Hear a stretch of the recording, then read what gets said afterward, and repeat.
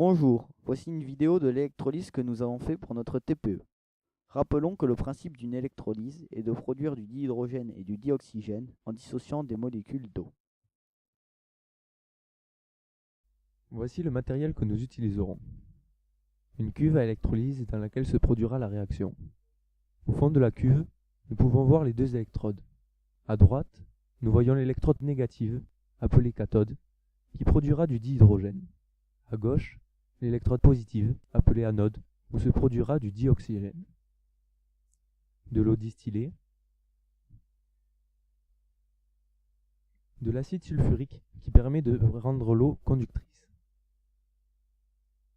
Un générateur de tension continue pour faire circuler du courant dans l'eau.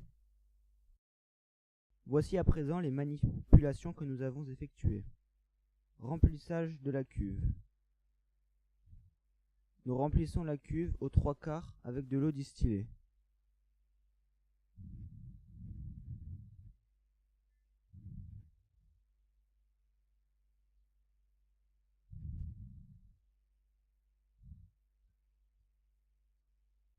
Nous remplissons à présent les 2 tubes à essai d'eau distillée.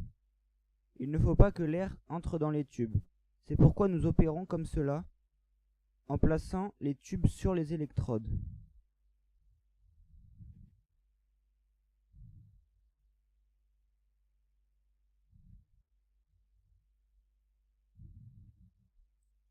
Nous répétons l'opération avec l'autre tube.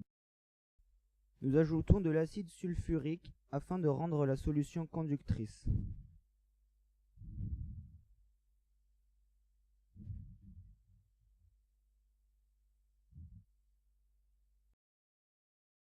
Puis, nous branchons les fils électriques qui sont reliés aux électrodes. L'électrolyse commence immédiatement. Des bulles se forment au niveau des électrodes. Nous laissons la réaction se produire pendant environ 5 minutes.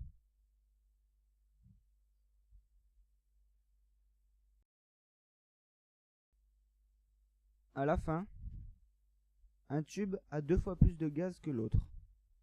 C'est celui de droite censé contenir du dihydrogène. Cela est en accord avec la formule de la réaction. Vérifions à présent que ce gaz est bien du dihydrogène.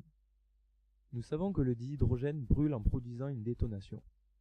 Nous approchons donc une flamme du tube à essai.